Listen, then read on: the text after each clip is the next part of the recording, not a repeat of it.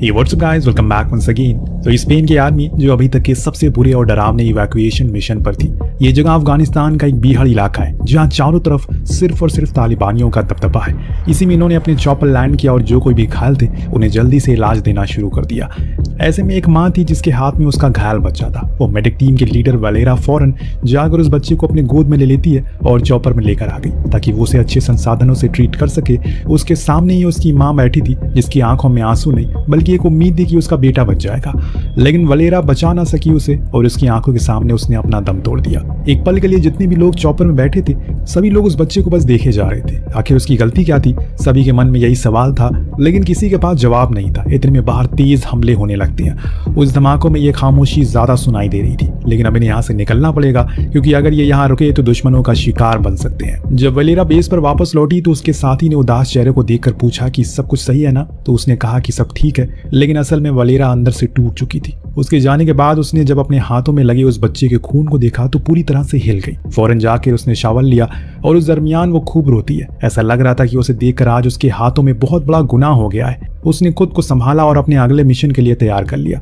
उस दौरान उसकी मीटिंग हुई एक नई मेडिक शांजेस से, जो अभी एकदम नई थी। उसने ऐसे माहौल पहले कभी अनुभव नहीं किया था, इसीलिए वलेरा उसे अपने साथ रख लेती है ताकि धीरे धीरे इन चीजों को वो सीख सके। कहानी में हमें एक नए खतरे की तरफ लेकर जाती है। स्पेन आर्मी की एक टुकड़ी निकासी नाम की एक जगह की तरफ जा रही है। उसी रास्ते पर हम अमेरिकन आर्मी को भी देखते हैं।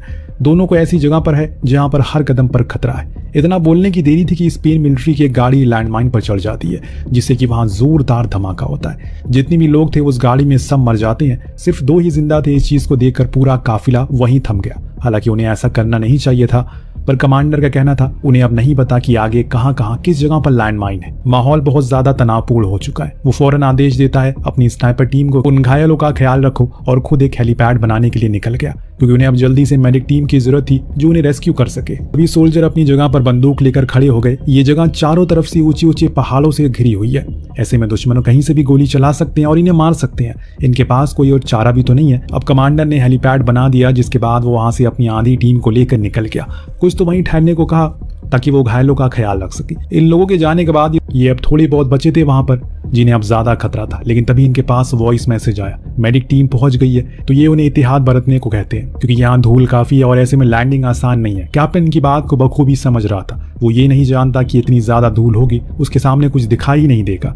उसने अपने चॉपर को मोड़ा और इनकी तरफ लेकर आने लग गया, लेकिन एक गलती हो गई। उसने सही अनुमान लगाए नहीं जिसके कारण उसके सामने से चीजें दिखना बंद हो जाती है। धूल के कारण ऊपर से चॉपर की विंड सब कुछ उड़ने लग गया था, जिस चक्कर में इनके चॉपर की लैंडिंग गियर उस रेगिस्तान के रेत में धंस गया। पूरा हेलीकॉप्टर वहीं पर पलट गया। ये चीज काफी भयानक थी। जितने भी वहां खड़े थे सब दूर भाग जाते क्योंकि चॉपर के फटने का खतरा बन जाता, लेकिन ऐसा कुछ हुआ नहीं। मेडिक की टीम को भी कुछ खास चोटें नहीं आई, इसलिए वो फौरन आकर उन घायलों का इलाज करने लग गए। लेकिन इन्हें यह जरा भी नहीं पता कि अब आगे क्या होने वाला है। टीम ने कमांड सेंटर पर क्रैश की खबर पहुंचा दी, जो सुनने के बाद वो भी डर गए क्योंकि उन्हें पता है जिस जगह पर वो क्रैश हुआ है उसके आसपास का पूरा इलाका तालिबानियों के कंट्रोल में आता है। तो अगर उनकी नजर इन लोगों पर पड़ गई तो बहुत बुरा हो सकता है। पर वो उस क्रैश हुए हेलीकॉप्टर को भी छोड़ नहीं सकते, वरना वो तालिबानी उसे अपनी जीत का प्रतीक मान लेंगे।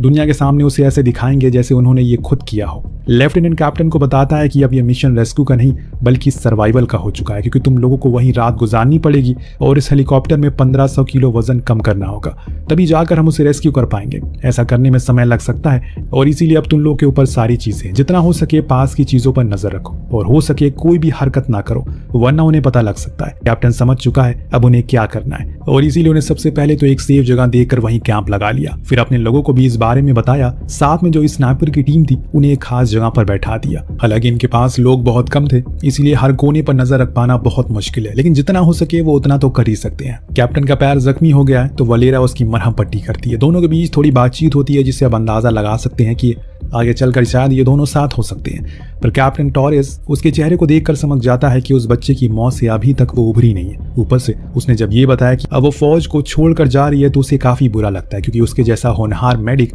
अभी तक स्पेनिश आर्मी में था ही नहीं। वो आम सोल्जर उस गिरे हुए चॉपर के हिस्सों को अलग करने लगते हैं। उन्होंने सबसे पहले उसके पंखड़ियों को अलग किया क्योंकि वो सबसे भारी थे, लेकिन इंसानी हाथों से ये कर पाना मुश्किल था।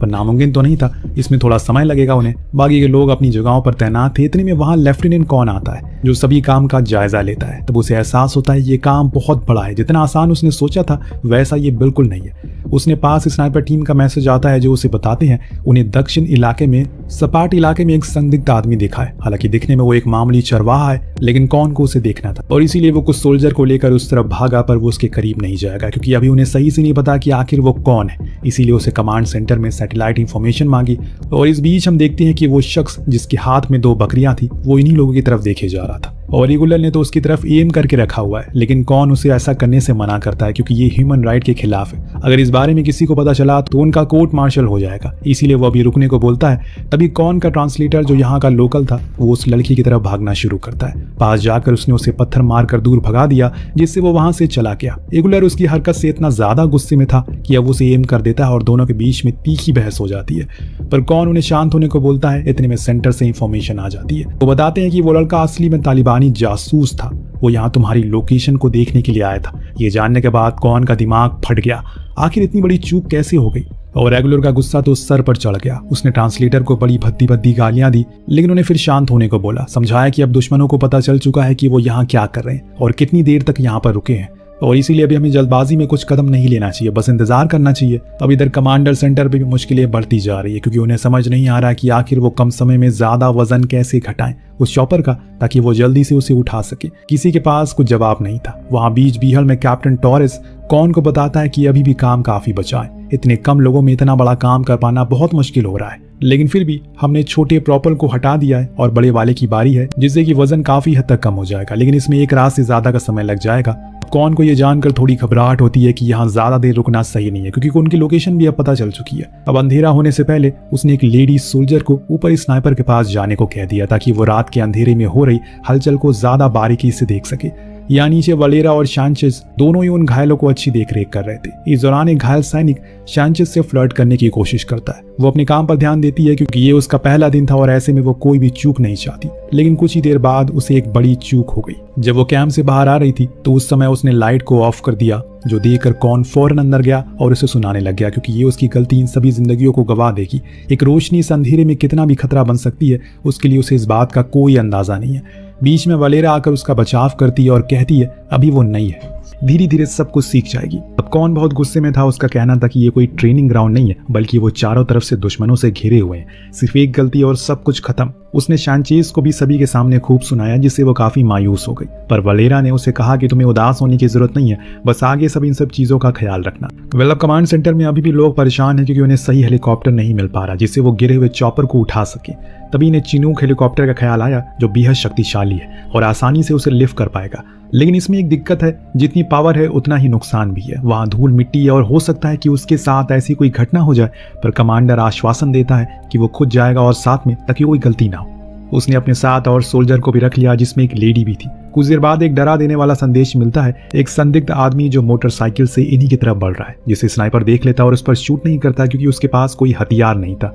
इसीलिए उसने सेंटर में इस चीज की खबर की। वहां जब उन्होंने अपनी सैटेलाइट से उसे देखा तो उन्हें पता चला कि वो सिर्फ एक नहीं बल्कि वहां 4 SUV और 3 बाइक है, जिसमें न जाने कितने तालिबानी है और उसने खुद नहीं पता। अब इस चीज की जानकारी वो फौरन कौन को देता है और अपने लोगों को टाइट होने का ऑर्डर देता है क्योंकि अब अंधेरे में उन्हें अपनी किस्मत को आजमाना है। वहीं लेफ्टिनेंट चिनोक को लेकर उड़ चुके हैं और यहाँ तक पहुंचने में उसे थोड़ा वक्त लगेगा, तब तक हो सकता है कि इन पर हमला हो जाए।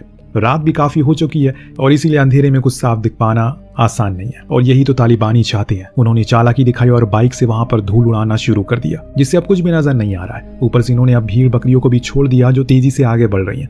उन्हीं की आड़ में वो सभी आगे बढ़ते जा रहे हैं। स्नाइपर इन सारी चीजों को देख रहे थे, लेकिन उन्हें सही निशाना नहीं मिल पा रहा था, जिसके कारण वो सभी शूट नहीं कर पाते। और ये चीज उन तालिबानियों ने भाप ली थी। वो अपनी असली चाल चलते हैं। उन्हें कुछ लोग पहले पहाड़ी पे छुपे बैठे थे जो अब शूट करना शुरू करते हैं, लेकिन इधर से भी कोई पीछे नहीं हटता। दोनों तरफ से गोलीबारी होने लगती है। इतने में एक सोल्जर के पैर में गोली लग जाती है, जिसे बचाने के लिए जब एगुलार उसके पीछे जाता है तो उसके पैर में भी गोली लग जाती है। दरअसल सिर्फ स्नाइपर ही थे जो कवर में थे, बाकी के लोग ऐसे खुले में थे जैसे कि हमने शुरू में देखा था, और इसी कारण वो वहीं से निशाने पर आ रहे थे। लेकिन अब कुछ ने कवर ले लिया है। जिससे कि एगुलार भी अब कवर पर आ गया, पर पैरों में गोली लगने के कारण वो शूट नहीं कर पा रहा है। फौरन चीफ मेडिक को बुलाया तो वलेरा कैंप से भागते हुए बाहर आई। अब गोलीबारी काफी हो गई है, जिसके बीच से किसी के पास भी पहुंच पाना बहुत मुश्किल है। इतने में इनमें से किसी के पास नाइट विजन भी नहीं था, क्योंकि जब ये लोग निकले थे तो इन्हें कोई आइडिया नहीं था कि ऐसा कुछ हो जाएगा। सिर्फ एक स्नाइपर था जिनके पास नाइट विजन था, इसीलिए सिर्फ वो ही उन तालिबानियों का निशाना बना पा रहा था। हालांकि वो अपने साथियों को बता रहा था कि उन्हें कहां कहां डायरेक्शन में शूट करना है, जिससे कि वो अपनी गोली बर्बाद ना करें। धीरे धीरे करके वो तालिबानी कम होने लग गए थे। ऊपर से स्नाइपर भी उन्हें अच्छे से धोते हैं, इसीलिए वो सभी पीछे हटने लग गए। जैसे ही गोलीबारी थोड़ी देर के लिए बंद होती है, वलेरा को समय मिल गया वो जल्दी से अपने घायलों की मदद कर सके। और ऊपर से जो स्नाइपर थे उनमें से एक को गोली लग चुकी है, उसे जल्दी से स्ट्रेचर पर नीचे लेकर आया जाता है। एगुलार की टीम जो कि सोल्जर थे वो ज्यादा घायल होते हैं, जो देखकर ट्रांसलेटर जो था वो उसे काफी सुनाता है, तुम्हारे लड़के सही से लड़ तक नहीं पा रहे और तुम खुद को आर्मी कहते हो, लाओ मुझे दे दो बंदूक।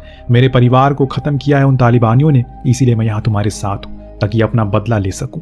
उनकी बातें सुन जितने लोग वहां थे सब के सब चुप हो जाते हैं, क्योंकि किसी के पास कोई जवाब नहीं था। वहां चिनूक अब बेस तक पहुंच जाता है, लेकिन अब वो उड़ान नहीं भरेगा क्योंकि अंधेरा हो चुका है और ऐसे में उड़ पाना सही नहीं है। सुबह उजाले तक इन लोगों को इंतजार करना पड़ेगा, लेकिन यहाँ एक और दिक्कत। असल में इन लोगों ने अमेरिकन आर्मी से मदद मांगी थी कि वो अपने अपाची हेलीकॉप्टर को दे दे, क्योंकि उन्होंने इनकार कर दिया था देने से, इसीलिए अब इन्हें सिर्फ वही इस्तेमाल करना पड़ेगा जो अभी के समय में इनके पास मौजूद है, जो थोड़ा मुश्किल होगा क्योंकि हो सकता है कि इन्हें एयर स्ट्राइक भी करनी पड़े। चिनूक से ऐसा मुमकिन नहीं है। इस बीच कमांड सेंटर में देखा जाता है कि अब पहाड़ी के उस पार काफी सारे तालिबानी इकट्ठा होने लग गए हैं, क्योंकि गोलीबारी की आवाज काफी दूर तक जा चुकी है। जितने भी आसपास छुपे थे वो सभी अब बाहर आ गए और ऐसे में इन लोगों के लिए खतरा बढ़ चुका है, क्योंकि किसी भी समय हमला कर देंगे वो। बिना किसी मदद के ये लोग ज्यादा देर जिंदा नहीं रह पाएंगे, जिस चीज को स्पेनिश आर्मी अच्छे से जानती है। और दूसरी ओर जब उन फंसे हुए सोल्जर को पता चलता है कि अब सिर्फ उनके पास दो ही रास्ते हैं, या तो लड़कर मरे या फिर इंतजार करते करते मरे। सोल्जर ने पहला वाला चुना, एक कवल लेकर बैठ गया और टोरिस जो कि घायल था वो वलेरा को गले लगाते हुए भावुक हो जाता है। उसका कहना था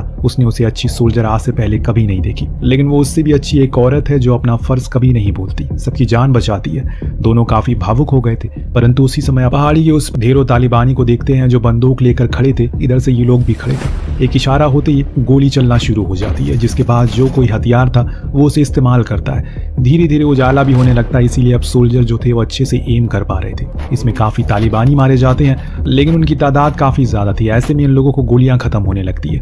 वहां वो धीरे धीरे करके अब आगे बढ़ना शुरू हो गए। अब कुछ नहीं उनके पास जिससे कि लड़ पाए। सभी अपनी उम्मीद हार बैठे हैं, लेकिन तभी दोस्तों आसमान में अपाची हेलीकॉप्टर दहाड़ते हुए आता है। एक साथ ही कई सारे बॉम्ब नीचे गिराता है, जिससे कि आधे से ज्यादा तालिबानी मारे जाते हैं और जो कोई बच जाते हैं वो पीछे हट जाते हैं। ये मौका देखकर दो चिनूक हेलीकॉप्टर उस क्रैश हुए चॉपर को उठाने के लिए नीचे हुक फेंकते हैं, पर वहां धूल काफी ज्यादा थी, इसीलिए पहली बारी में कोशिश नाकामयाब होती है, लेकिन दूसरी बारी वो कामयाब हो जाते हैं। उन्होंने उस हुक को उससे जोड़ दिया था, जिसके बाद कैप्टन लेकर उसे उड़ने लगता है। वहां दूसरी ओर एक दूसरा चिनूक नीचे उतरा और सभी को असला बारूद बांटने लग गया ताकि वो अपनी सुरक्षा कर सकें। जो घायल थे उन्हें उस दूसरे वाले हेलीकॉप्टर में बैठा दिया जाता है, लेकिन तभी कौन को संदेश मिलता है कि वो दोबारा आ रहे हैं और इस बारी उन्हें खत्म करना होगा। तभी एक परेशानी आ गई।